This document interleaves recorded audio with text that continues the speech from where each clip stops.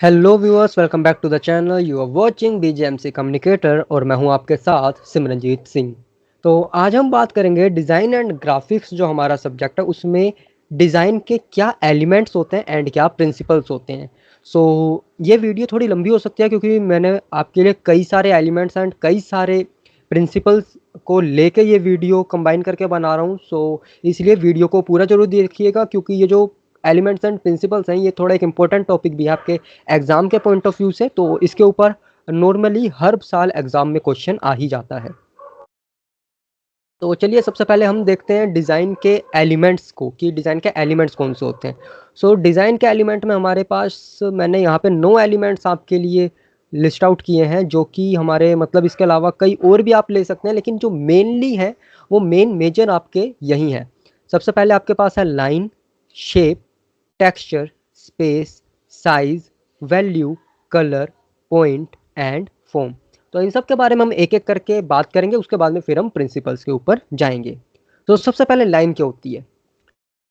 Line is considered as a moving dot. Line जो है वो एक मूविंग डॉट है। जैसे ये हमारा एक यहाँ पे मैंने लगाया तो ये हमारा एक डॉट हो गया, और ये मूव जब कर रहा है, जब डॉट आगे जा रहा है तो ये लाइन हो गई। ये हमारा एक डॉट है और ये हमारी लाइन है। Okay. It can be use to define edges. ये एजेस को डिफाइन करने में हमारी जो है वो मदद करती है। और create the illusion of form. ये फॉर्म का भी इल्यूजन हमें क्रिएट करने में मदद करती है। The line is one dimensional because it contains only length and doesn't has any width, but it could be thin or thick. It creates a visual impact. तो लाइन जो है हमारी ये वन डायमेंशनल होती है, ये 2D भी नहीं है, ये 1D इसलिए है क्योंकि इसकी ना कोई हाइट होती है ना विड्थ होती है, कुछ नहीं, खाली इसकी लेंथ होती है जो कि खाली वन डायमेंशनल होती है इसलिए। और ये हमेशा जो है वो सीधी भी जा सकती है, किसी भी तरीके में हमारी जा सकती है। ये जो है कि मोटी और पतली हो सकती है, ये जो हमारी थिक हो सकती है, बट इसकी कोई जो वो विथ नहीं होती। जैसे ये हमारी स्ट्रेट लाइन है, ये हमारी थिन लाइन हो गई, ये हमारी थिक लाइन हो गई, बट इसकी कोई विद नहीं है। हम इस लाइन को वो इसकी चौड़ाई या वो नहीं माप सकते। लाइन भी हमारे पास कई तरीके की होती है, स्ट्रेट हो गई, कर्व्ड हो गई, डॉटेड हो गई, जिगजैग हो गई, डैश्ड हो गई, ऐसे करके हमारे पास कई सारी लाइन आ गई। Next we have is shape. Shape भी हमारी जो है डिजाइनिंग में काफ़ी इंपॉर्टेंट होती है। Shape is the area enclosed by lines which have a defined boundary. Shapes are divided into two parts. Shape जो है हमारे पास में होती हैं जो कि लाइन से ही बनी हुई होती है, और ये एक जो पर्टिकुलर एरिया है उसको डिफाइन करती हैं। और इनको हम दो मेजर जो टाइप्स हैं उनके अंदर, जो दो मेजर पार्ट्स हैं उनमें हम इनको डिवाइड कर सकते हैं। First is organic shape, second is geometrical shape.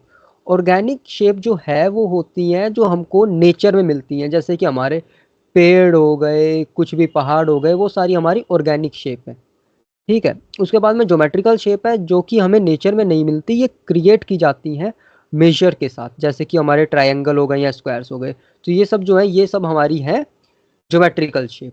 और जो हमारी नेचुरल और या ऑर्गेनिक शेप है वो हमारी होती हैं जो भी नेचर में मिलती हैं।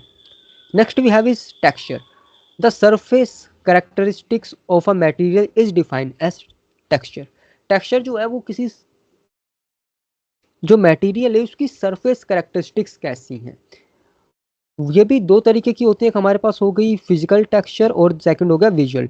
विजुअल जो कि हम हाथ से छू के फील कर सकते हैं, या और विजुअल हो गया जिनको जो हमें इल्यूजन देता है एक फिजिकल टेक्सचर होने का। यानी कि टेक्सचर क्या होता है, जैसे मान लीजिए आप अपने दीवार को छू रहे हैं तो आपको जो फील आएगा, या फिर आप लैपटॉप को छू रहे हैं तो आपको क्या फील आएगा। जैसे यहाँ पे आप देख रहे हैं, ये जो भी सब आपको यहाँ पे इमेजेस दिख रहे हैं, इनको आपको देख के फील आ रहा हो कि यहाँ पे इनको छुएंगे तो ये कैसे आपको फील होगा। जैसे ये थोड़ा सा रफ फील होगा, ये भी आपको थोड़ा सा रफ फील होगा, है ना। और जैसे ये है, इसमें आपको थोड़ा ये डॉटेड है तो आपको ये हल्का हल्का सा वैसा फील देगा, या आपको एकदम वो थोड़ा चिकना जिसे कहते हैं वैसा स्मूथ फील दे सकता है। तो अलग अलग जो सरफेसेस हैं वो आपको कैसा फील देंगे, वो होता है texture. Next we have is size. Size जो है, size is the simply the proportion of the region filled by one particular shape to that of another.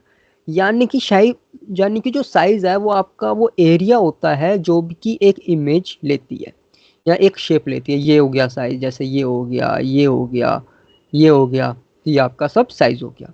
Next is value. Value जो है वो किस होती है, the degree of lightness and darkness of any colour, यानी कोई colour जो वो लाइट होता है या डार्क होता है वो उसकी वैल्यू होती है। जैसे यह वाइट है हमारे पास, ये ब्लैक हो गया, ठीक है। तो ये जैसे ये वैल्यू इसकी होएगी तो ये हमारा डार्क होता जाएगा, डार्क होता जाएगा, या फिर इधर से आएंगे तो ये लाइट होता जाएगा, ऐसे करके। तो यहाँ पे हमारी ये जो है ये होगी हमारी हाई वैल्यू और ये हो गई हमारी low value. Next we have is colour. Colour जो है वो हम रेफर करते हैं जब रिफ्लेक्ट होकर लाइट हमारी आंखों में आती है तो वो हमें कलर का फील देती है। और यहाँ पे हमारे पास मेजरली 3 तरीके के कलर होते हैं जिनके बारे में हम ये थोड़ी सी बात करेंगे। तो उससे पहले मैं आपको यही बता देता हूँ। तो हमारे पास जो कलर होते हैं हमारे होते हैं primary colour, secondary colour and tertiary colour. Primary colour होते हैं जो 3 सबसे हमारे पास मेन कलर होते हैं, जिनमें आगे हमारे पास रेड, येलो एंड ब्लू। ये प्राइमरी कलर इसलिए होते हैं क्योंकि इनको किसी भी अदर कलर को मिला के बनाया नहीं जा सकता। सेकेंडरी कलर होते हैं जिनको हम अगर इक्वली मिक्स करें दो प्राइमरी कलर्स को तो ये हमें सेकेंडरी कलर बना के दे देते हैं। टर्शरी कलर होते हैं ये जो प्राइमरी एंड सेकेंडरी कलर जो है उनको जब हम कंबाइन करते हैं तो हम ये टर्शरी कलर बना सकते हैं। तो हमारा कलर व्हील है, तो इसमें जो हमारे पास में सबसे पहले जो कलर है 3, ये हमारे प्राइमरी कलर, जैसे कि हमारा हो गया रेड, हमारा हो गया येलो एंड हमारा हो गया ब्लू, ये हो गए हमारे प्राइमरी। फिर ऑरेंज, ग्रीन, पर्पल हमारे पास आ गए सेकेंडरी कलर। फिर ये जो हमारे पास सारे हैं ये हो गए हमारे टर्शरी कलर। अब यहाँ पे हमारे पास में आप देख रहे होंगे RGB और CMY के लिखा है। RGB और CMY के जो है ये कलर के बारे में जब हम आगे बात करेंगे, जो यूनिट में आपके पास एक पूरा चैप्टर है कलर के ऊपर, तब आपको अच्छे से एक्सप्लेन करूंगा। फिलहाल आप यहाँ पे इतना समझ लीजिए कि RGB जो है इसमें हमारे पास रेड, ग्रीन एंड ब्लू ये 3 कलर होते हैं जो कि हम डिजिटली जब कोई भी चीज़ को बनाते हैं, पोस्टर वगैरह या कुछ भी बनाते हैं, कोई बैनर या कोई भी ग्राफिक या डिज़ाइन बनाते हैं उसमें ये RGB में हम उसको रखते हैं। CMY के जो होता है वो हमारा होता है प्रिंट के लिए, जिसमें हमारे पास सियान, मैजेंटा, येलो एंड की कलर होता है जो कि होता है ब्लैक। तो इनको मिला के हमारे पास में ये सारे कलर बन सकते हैं जितने यहाँ पे दिख रहे हैं, इनसे मदद से हम यहाँ पे ये सब बना सकते हैं। तो बेसिकली RGB में जो आपका वो स्क्रीन पे है वो उसके लिए होता है, अच्छा इफेक्ट आता है, और CMY के आपका जो वो प्रिंटेड मटेरियल के लिए होता है। इसलिए आप कभी भी न्यूज़पेपर के नीचे देखेंगे ना तो वो 4 गोले बने होते हैं उसमें, तो यही कलर्स वो दिखा रहा होता है जिनका यूज हुआ है उसमें। Next we have is point. Point जो है ये सबसे सिंपलेस्ट एलिमेंट है विजुअल आर्ट का, जिसकी कोई डायमेंशन नहीं होती, कुछ नहीं है। पॉइंट हमारा क्या है, ये हमारा पॉइंट हो गया, ये हमारा पॉइंट हो गया। ये देख रहे हैं छोटे छोटे, खाली कुछ नहीं है, एक जहां आपने अपनी एक लगा दिया, पेन लगा दिया, वो आपका हो गया पॉइंट। ये लो थोड़ा मैंने बड़ा कर दिया पॉइंट आपका, तो ये पॉइंट है। Next we have is form. Form जो है वो होती है, it is use to give a 3 dimensional look to any image. जब हम किसी भी इमेज को 3D लुक देते हैं, फॉर्म यानी कि 2D है या 3D है। जैसे ये हो गया, ये आपको देखने में थोड़ा 2D या 3D फील दे रहा है, और ये जो आपका ये पूरा एकदम 3D फील दे रहा है, तो ये आपकी फॉर्म हो गई जो कि है 3D। Next we have is space. Space जो है it is about how the area is organised in any art piece. किसी भी आर्ट पीस में जो एरिया उसको कैसे ऑर्गेनाइज किया गया है। The space defined by the objective positive space and the space around of the subject is negative space. It helps the viewer to understand that what he is seeing. यानी कि अगर हम इस फोटो को लेके चलो बात करते हैं, इसमें जो हमारे पास ये इमेज है इसमें आप देखेंगे ना, ये यहाँ पे एक पंछी है। ये जो हमारे पास ये जो पंछी है ये हमारा पॉजिटिव स्पेस है, यानी कि जो पूरा एरिया है उसमें ये हम ले रहे हैं, तो ये हमारा पॉजिटिव स्पेस हो गया। लेकिन आप यहाँ पे और भी चीज़ देखेंगे, जैसे ये देख रहे हैं आप, ये यहाँ पे ये छोटे छोटे पंछी और बने हुए हैं जिनसे ये पूरा बन रहा है। ये देखिए, एक यहाँ पे आप देखेंगे, यहाँ पे एक और पंछी है, ये एक पंछी है जिसकी चोंच वगैरह आपको दिख रही है ना। तो ये हो गया आपका, यहाँ पे देखिए है ना, ये देखिए छोटे छोटे, तो ये सारे ये देखिए ये भी पंछी हो गए आपके।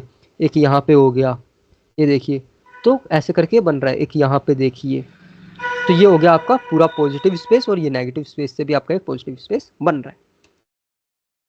तो ये थे हमारे एलिमेंट्स, ठीक है। तो जो मेजर मेजर हमारे एलिमेंट थे जिनमें हमने बात कर ली अभी तक, आपकी लाइन हमने देख ली, हमने शेप देख ली, हमने टेक्सचर, साइज, वैल्यू, कलर, और उसके बाद में पॉइंट, फॉर्म एंड लास्ट में स्पेस की बात कर ली। अब हम आते हैं प्रिंसिपल्स पे। हमारे डिज़ाइन के प्रिंसिपल क्या है। प्रिंसिपल थोड़े ज़्यादा है तो इसमें थोड़ा सा समय आपको लग सकता है। तो हमारे पास में जो प्रिंसिपल्स हैं वो है balance, rhythm, unity, rule of third, proportion, proximity, repetition, contrast, white space, alignment, similarity, continuity, closure, variety, harmony, emphasis, hierarchy, pattern and movement। तो इन सब के बारे में एक एक करके चलिए बात करते हैं। सबसे पहले हम बात करते हैं बैलेंस की। बैलेंस क्या है? Balance, it is the arrangement of lines, colours, value, space, etcetera, and in graphic design we can achieve balance by adjusting the color, contrast, etc. It is divided into two part. यानी कि ये जो है, ये balance जो है ये होता है जब हम अरेंज करते हैं लाइन, कलर, वैल्यू या स्पेस को। और ग्राफिक डिजाइन में हम बैलेंस कैसे पा सकते हैं? जब हम इन्हीं सारी चीजों को बढ़िया तरीके से एडजस्ट कर लेंगे। तो अब इसमें भी हम दो पार्ट में इसको डिवाइड कर सकते हैं। एक होता है हमारा सिमेट्रिकल बैलेंस, एक होता है एसिमेट्रिकल बैलेंस। जो सिमेट्रिकल बैलेंस होता है वो होता है when both the elements have same visual mass. और एसिमेट्रिक होता है जब जो हमारे एलिमेंट हैं वो मिसमैच होते हैं। ठीक है, जैसे कि ये हो गया हमारा, ये हो गया असिमेट्रिकल। देख रहे हैं ये सही से वो पूरा नहीं आ रहा। ये हमारा सिमेट्रिकल हो गया, देखिए ये बराबर है, ये पूरा एक स्पेस ले रहा है, तो ये इससे ये इतना जो एरिया है ये देखिए ये पूरा सिमेट्रिकल तरीके से इतना वाला एरिया सही है। ये हो गया हमारा रेडियल बैलेंस, जो गोल में हम पूरा रेडियल तरीके से बैलेंस कर रखा है जो फ्लावर है। ये हो गया हमारा सिमेट्रिकल बैलेंस, देखिए दोनों तरीके से बराबर है। ये हो गया सिमेट्रिकल, ये सिमेट्रिकल, सिमेट्रिकल, ये पूरा। तो ये पूरा अगर लगाएं तो खाली इतना एरिया है ना, ये देखिए ये थोड़ा आपको लगेगा सिमेट्रिकल तरीके से। बाकी ये जो अगर पूरे की हम बात करें ना इस एरिया की, ये जो पूरी इमेज है ये आपकी एसिमेट्रिकल हो गई। ठीक है, अब आते हैं रिदम पे। रिदम होती है, it is the pattern created by repeating elements on a page in an expected manner. There are different types of rhythm like regular and flowing. तो रिदम जो है वो एक एक्सपेक्टेड मैनर में जब एलिमेंट किसी पेज पे रिपीट करते हैं ना तो वो उसकी रिदम बन जाती है। इसमें आपके पास रिदम जो होती है वो रेगुलर एंड फ्लोइंग होती है। जैसे कि ये हो गई रिदम, ये देखिए ये बन रही है एक तरीके से। ये जो पेड़ है ये एक तरीके से रिदम में है। ये देखिए ये है आपकी, ये हो गई एक, ये भी। ठीक है, तो ये आपकी हो गई regular and flowing rhythm. Then we have is unity. Unity is a design principle that refers to how the different elements of a design work together to create a sense of wholeness। यानी कि जब different element जो हैं वो design के एक साथ काम करते हैं एक सेंस ऑफ होलनेस हमें देने के लिए। It is achieved by organising design element in a way that makes them appear to belong together and form a cohesive whole. यानी कि जब हम इनको ऐसे अरेंज करते हैं, ऐसे ऑर्गेनाइज करते हैं एलिमेंट्स को जिससे वो एक दूसरे के साथ जुड़े हुए लगे, एक दूसरे से बिलोंग करते हुए लगे। ठीक है, तो यहाँ पे हमारे पास यूनिटी क्या होगी? जैसे देखिए ये हमारे पास ये जो वुड है ये पूरा हमें फील दे रही है लकड़ी वाला, तो हम इस वुड के हिसाब से एक तरीके से जुड़ा हुआ महसूस करें। ये हमारी यूनिटी हो गई जो वुड का यहाँ पे यूज़ है, जो वुड वाला ये टेक्सचर इन्होंने यहाँ फील करवाया। यहाँ पे ये जो हमारे सर्कल्स हैं, ये जो गोले गोले बने हुए हैं ये देख रहे हैं, इससे हमें एक तरीके से यूनिटी मिल गई। कलर हमारा वैसे ही सेम यूज है तो उससे हमें एक यूनिटी का सेंस फील होता है। फिर हमारे पास है rule of third. Rule of third जो है आपने फोटोग्राफी में भी पढ़ा होगा और ये डिजाइन एंड ग्राफिक में भी आपके काफी काम आता है। तो रूल ऑफ थर्ड क्या है? The rule of third is a design principle that involve dividing a design space into 9 equal parts with 2 horizontal and 2 vertical lines. The intersection of these lines are called sweet spots and are where the eye naturally tend to look first।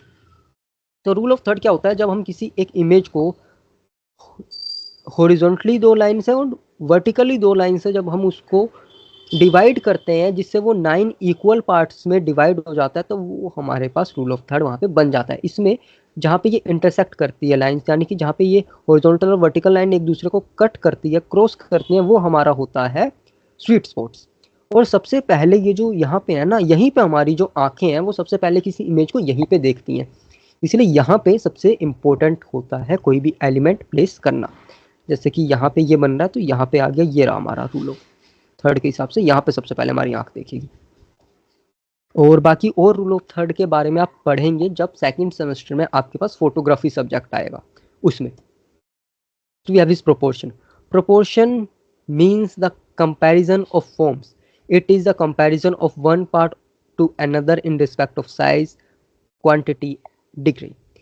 Proportion होता है कि किसी भी form का जब वो कैसे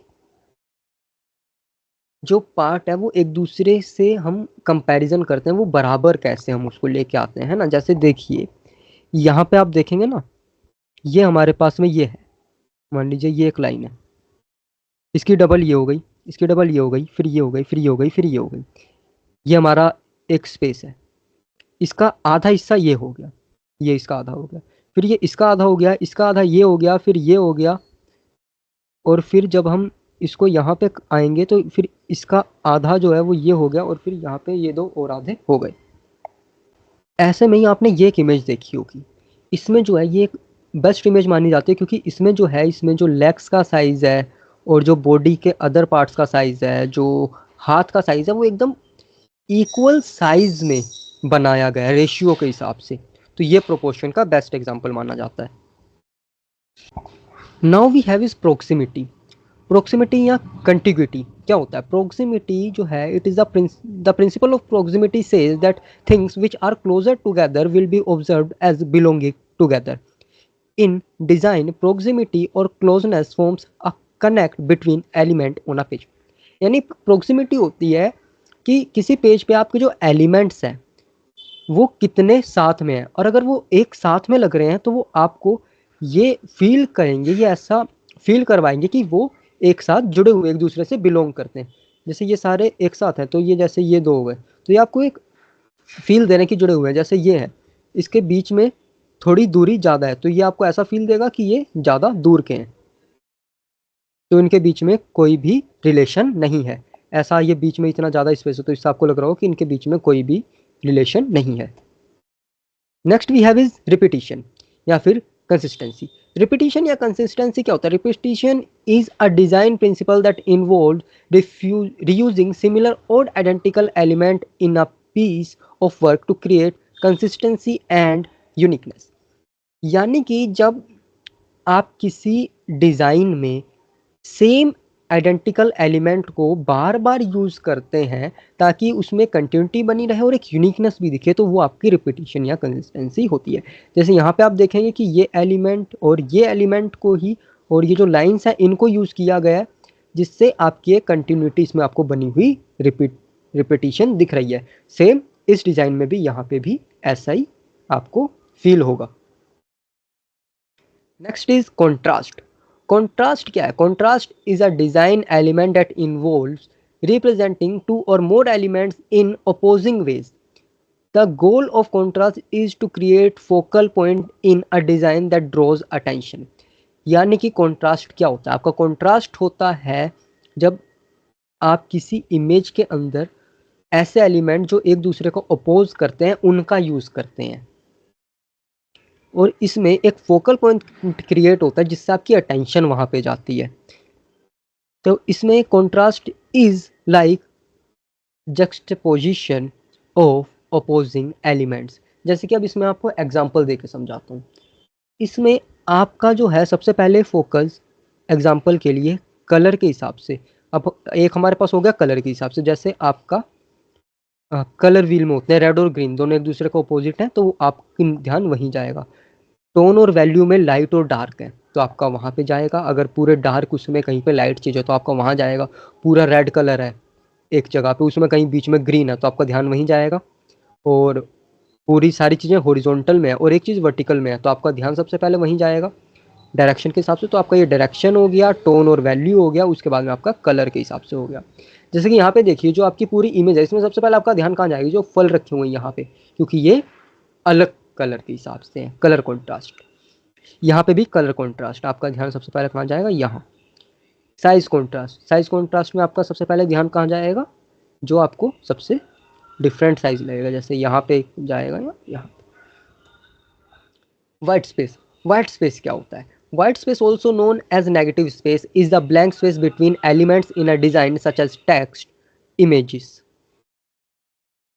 तो वाइट स्पेस जो है उसको नेगेटिव स्पेस भी कहते हैं। ये एक ब्लैंक स्पेस होता है एलिमेंट्स के बीच में, कहीं पे भी एक डिज़ाइन में, जो कि टेक्स्ट या इमेज के उसमें हो सकता है। एनी ब्लैंक और empty space surrounding all the other element in design, in a design composition.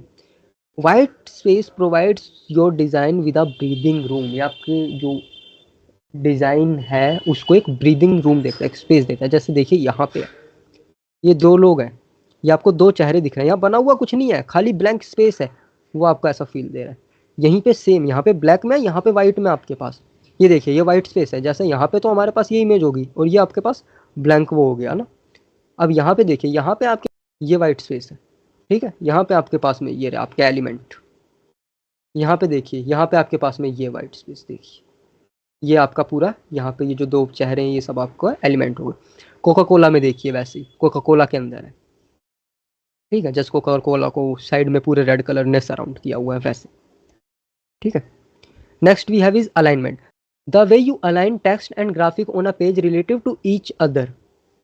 जैसे कि हम, ये वो एक तरीका है अलाइन करने का टेक्स्ट को और ग्राफिक्स को एक पेज के ऊपर, ताकि वो एक दूसरे से रिलेट कर सके। Alignment is a fundamental design principle that involves arranging elements in a layout relative to each other or a baseline. It helps create a sense of order, harmony and visual appeal. जैसे ये देखिए यहाँ पे ऐसे करके बना हुआ है, तो ये आपका अलाइनमेंट टेढ़ा है।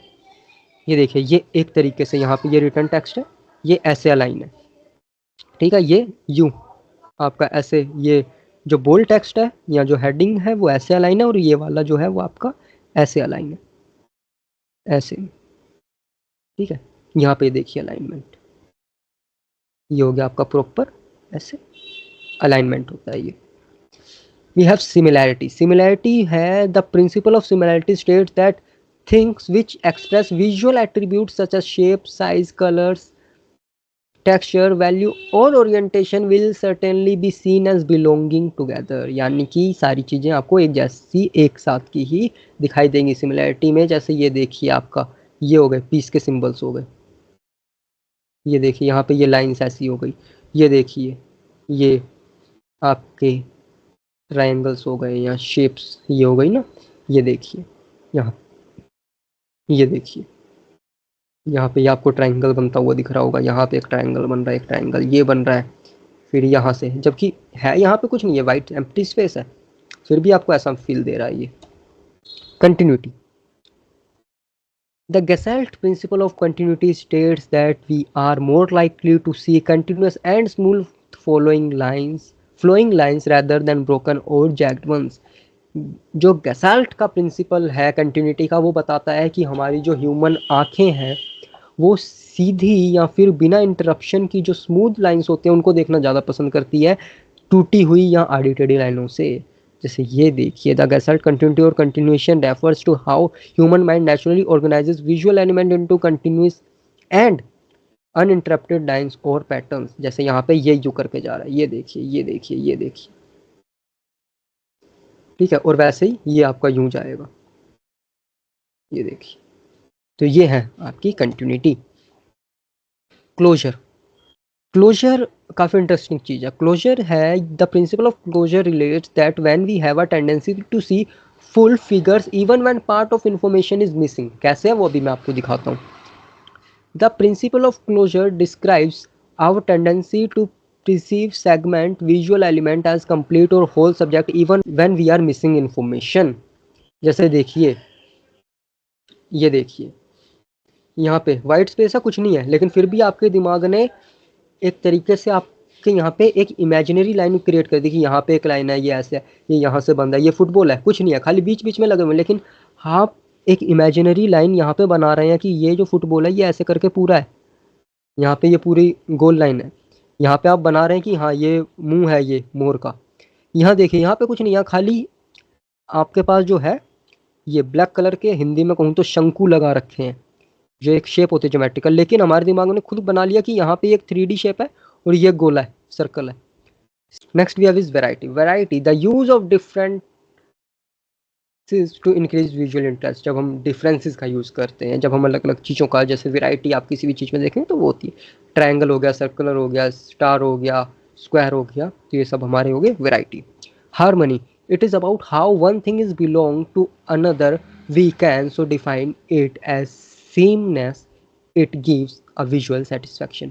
एक चीज़ दूसरी से कैसे जुड़ी हुई है, कैसे उसमें हार्मनी क्रिएट हो रही है, जैसे एक दूसरे से बिलोंग करे, जैसे ये है यहाँ पे ये दोनों, यहाँ पे ये पूरा एक जो शेप है ये क्रिएट हो रही है इसकी, ये भले ही तो आधे हैं लेकिन इस पूरी शेप के हिसाब से, तो यहाँ पे ये है, ये पूरा लंबे में बना हुआ है, ये सर्कुलर, ये जो आपके सर्कल्स हैं ये सिर्फ सर्कल्स यहाँ पे बने हुए दूसरे से, तो ये आपको एक हार्मनी का जो है वो सेंस दे रहे हैं। एम्फोसिस, एम्फोसिस क्या होता है? इट इज ऑल्सो नोन, यहाँ पे ये इज होगा, अस नहीं है, इज है। It is also known as dominance, it is the first thing which the viewers eye sees. सबसे पहले एम्फोसिस होगा जहाँ पे सबसे पहले हमारी नज़र जाएगी, जैसे कि पूरी इमेज है, यहाँ पे ये रेड वाले डॉट पे हमारी इमेज नज़र जा रही है, यहाँ पे एम्फोसिस है, यहाँ पे एम्फोसिस है, यहाँ पे एम्फोसिस है। जैसे रूल ऑफ थर्ड में मैंने आपको बताया, रूल ऑफ थर्ड में जैसे होता है वैसे ही वो भी आप एम्फोसिस के लिए, वो भी आप एक फोकस के लिए करते हैं, यहाँ पे एम्फोसिस में भी आपकी वही चीज़ आ गई। Now we have is hierarchy. Hierarchy क्या है? हायरार्की वर्ड आपने वैसे भी सुना होगा, आपको मोटा मोटा हायरार्की का सेंस पता होगा, लेकिन फिर भी यहाँ पे आपको एक अलग तरीके से डिज़ाइन में हायरार्की कैसे होती है। It directly relates to how well content can be processed by people using a website. It refers to the importance of element within a design. The most important element or content should appear to be the most important.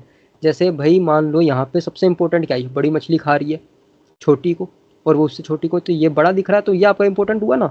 यहाँ पे क्या आपके लिए इंसान main है कि well मछली? Well मछली बेसिकली मेन है। यहाँ पे सबसे मेन आपके लिए क्या होगा? हेडलाइन होगी ना, हायरार्की वही है सबसे पहले। ये लेस मेन है तो यहाँ पे कम बच जाएगा। Next is pattern. It is the repeating unit of shape और फॉर्म। पैटर्न होता है जब कोई शेप या फॉर्म की जो यूनिट है वो रिपीट करती है, मतलब कैसे कितनी बार रिपीट करें। जैसे यहाँ पे ये देखिए आप, ये सेम तरीके की चीज़ें जो है यहाँ पे रिपीट कर रही है, ये देखिए सेम चीज़ रिपीट कर रही है। यहाँ पे ये वाइट वाले ट्रायंगल रिपीट कर रहे हैं, यहाँ पे ये रिपीट कर रहे हैं, यहाँ पे सर्कल्स रिपीट कर रहे हैं आपके, और ये जो शेप्स हैं ये रिपीट कर रही हैं आपकी, तो ये हो गया आपका पैटर्न। मूवमेंट, मूवमेंट आपकी है, movement refers to the way the eye travels over a design. The most important element should lead to the next most important as so on. यानी कि मूवमेंट क्या है, आपकी आई कैसे जा रही है, मतलब एक इंपॉर्टेंट एलिमेंट से दूसरे इंपॉर्टेंट एलिमेंट तक जब आपकी आंखें, वो डिज़ाइन आपकी आंखों को लेकर जाता है, वो होती है movement. This is done through positioning. The I naturally falls on certain areas of a design first. होता क्या है, आपकी जो आंखें हैं वो सबसे पहले किसी डिज़ाइन के एक जगह पे उसकी नज़र पड़ती है, फिर वो आप उस डिज़ाइन में आगे देखते हैं, है ना। जैसे रूल ऑफ थर्ड की हमने भी बात की थी, या फिर एम्फोसिस की बात की, सबसे पहले आप वहाँ देखेंगे, उसके बाद में वो लाइन आपको आगे लेके जाएंगी। ये सारी चीज़ें आप जब फोटोग्राफी पढ़ेंगे सेकंड सेमेस्टर में तो आपके पास दोबारा आएंगी। तो लीडिंग लाइंस भी होती हैं एक, वो भी चीज़ है, ये सब आप पढ़ोगे। तो emphasis and other design elements already mention. तो जैसे कि एम्फोसिस है या फिर अदर जो डिज़ाइन एलिमेंट है वो कैसे लेके जाते हैं, जैसे यहाँ पे देख लीजिए, ये मान लीजिए ये एक हमारा इंपॉर्टेंट है, तो ये आपको कहाँ लीड करा है, ये यहाँ से आपको लीड करके लेके गया यहाँ इस वाले इंपॉर्टेंट एलिमेंट तक। वैसे ही सबसे पहले आपकी जो नज़र है वो यहाँ पे आएगी, इस पे आएगी ना, इस लहर पे। फिर जो ये लहर है ये यहाँ से आपकी नज़र यहाँ जाएगी, यहाँ से आएगी, फिर इस वाली पे आएगी, फिर धीरे धीरे आप यहाँ जाएंगे, यहाँ देखेंगे, फिर उसके बाद में आप यहाँ देखेंगे, तो ऐसे करके आपकी जो आंखें हैं वो ऐसे करके चलेंगी। तो ये होती है मूवमेंट, इस तरीके से आती है डिज़ाइन में। तो ये था आज की हमारी वीडियो का सारा कंटेंट, जिसमें हमने एलिमेंट और प्रिंसिपल की मेन रूप से बात करी। तो फिर भी एक बार हम इसको मोटे मोटे जो हमने एलिमेंट एंड प्रिंसिपल देखे, इनको हम एक बार से रिवाइज कर लेते हैं खाली इनके नाम के साथ। हमने लाइंस की बात कर ली, हमने शेप्स की बात कर ली, हमने texture, size, value, colour, primary, secondary, tertiary colour इसके अंदर हमारे पास में आ गए। फिर हमने यहीं पे आपकी बात कर ली, फिर हमने पॉइंट, फॉर्म एंड स्पेस की भी बात कर ली। इसी के साथ हमारे एलिमेंट पूरे हो गए थे। फिर हम प्रिंसिपल पे गए, जहाँ पे हमने कई सारे प्रिंसिपल्स हमारे पास थे। तो इसमें हमने सबसे पहले बैलेंस की बात की, rhythm, unity, rule of thirds, proportion, proximity या कंटिग्यूटी, रिपीटिशन या consistency, contrast, white space, alignment, similarity, continuity, closure, variety, harmony, emphasis, hierarchy, pattern और मूवमेंट की भी लास्ट में बात कर ली। तो आई होप आपको डिज़ाइन एंड ग्राफिक के एलिमेंट एंड प्रिंसिपल क्लियर हैं, बट फिर भी अगर आपको अभी कोई डाउट है तो आप हमें यहीं वीडियो के कमेंट सेक्शन में पूछ सकते हैं, और मैं जल्द से जल्द आपके डाउट वहाँ पे भी क्लियर कर दूंगा। अगर आपको कोई और क्वेरी कुछ भी है तो आप हमें ईमेल भी कर सकते हैं, हमारी ईमेल आईडी है communicatewithcommunicator@gmail.com। आप हमें इंस्टाग्राम पे फॉलो कर सकते हैं, जहाँ पे आपको न्यू अपडेट मिलती रहेगी और आप हमें वहाँ पे डायरेक्टली मैसेज करके, डीएम करके अपने डाउट्स या क्वेरीज जो भी हैं वो पूछ सकते हैं। मैं जल्द से जल्द आपके सारे डाउट्स वो कमेंट सेक्शन में, ईमेल के थ्रू या इंस्टाग्राम के डीएम सेक्शन के थ्रू सॉल्व करने की कोशिश करूँगा। या आपको जर्नलिज्म मास कम्युनिकेशन में किसी भी तरीके का किसी भी सब्जेक्ट में कोई डाउट है तो आप मेरे से डायरेक्टली यहाँ पर कॉन्टैक्ट कर सकते हैं। So thanks for watching. अब मिलेंगे आपसे एक अगली वीडियो में, जब तक के लिए जुड़े रहिए बीजेएमसी कम्युनिकेटर के साथ।